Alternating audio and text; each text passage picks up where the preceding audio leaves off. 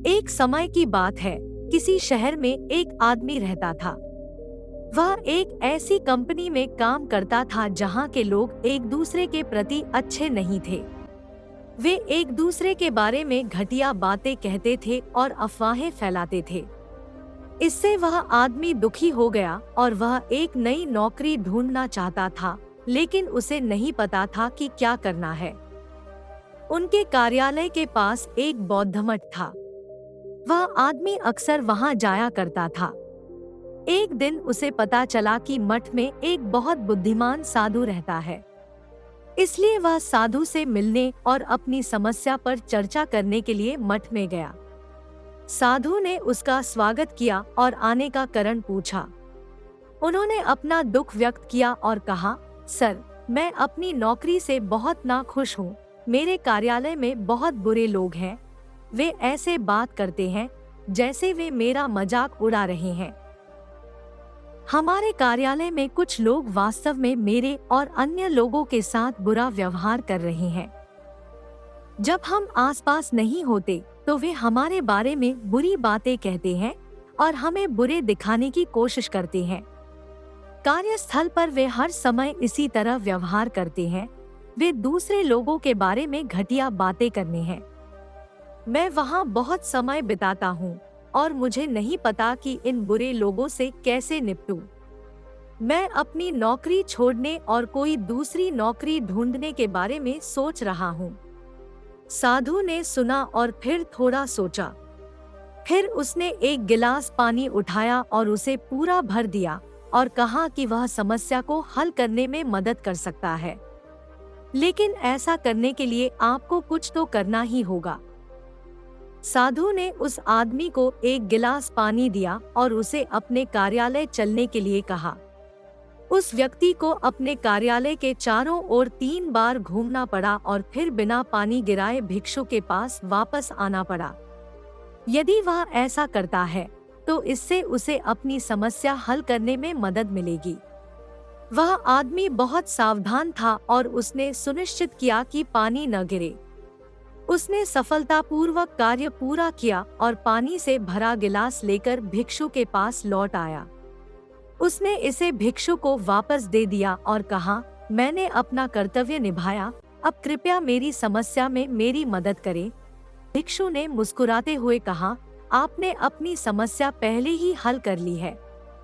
इससे उस आदमी को आश्चर्य हुआ, इसलिए उसने साधु से आगे समझाने को कहा।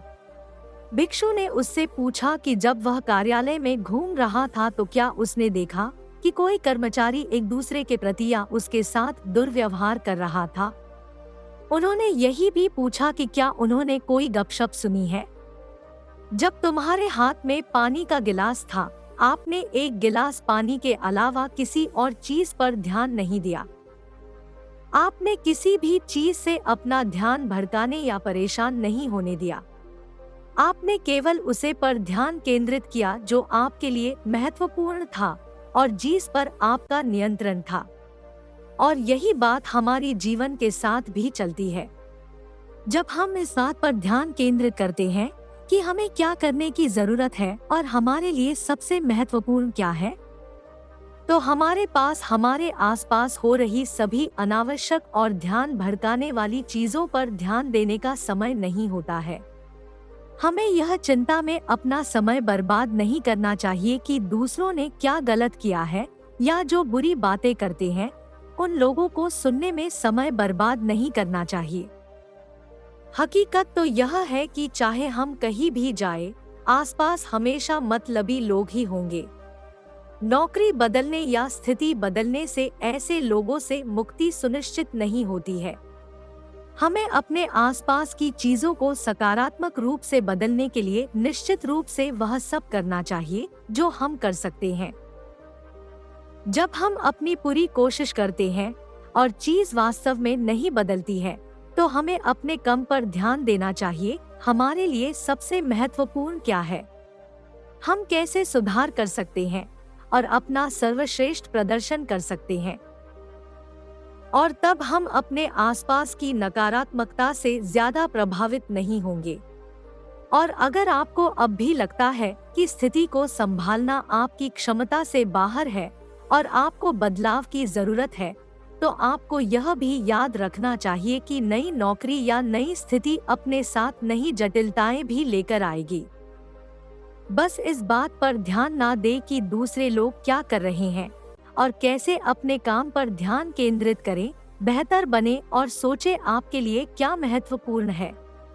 यदि आप ऐसा करते हैं, तो आप सीखेंगे कि बुरे लोगों को कैसे संभालना है और वे अब आपको परेशान नहीं करेंगे।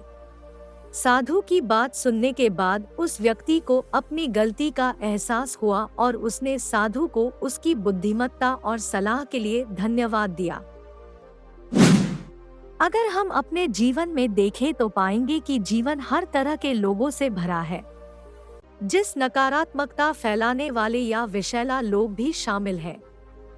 आप ऐसे लोगों को समाज में, अपने दोस्तों के बीच, कार्यस्थल पर, अपने पड़ोस में और कभी-कभी अपने परिवार में भी रह सकते हैं। हर किसी को कभी ना कभी ऐसे लोगों को सामना करना पड़ता है।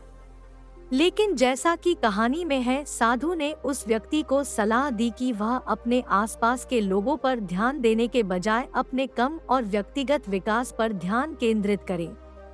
हमें भी इसी सलाह का पालन करना चाहिए कि नकारात्मक लोगों और माहौल को आप पर हावी ना होने दें। इसके बजाय आप बेहतर होने और एक बेहतर इंसान बनने पर ध्यान केंद्रित करें। अपने कार्यों और चीजों पर ध्यान केंद्रित करें जो आपके लिए महत्वपूर्ण है।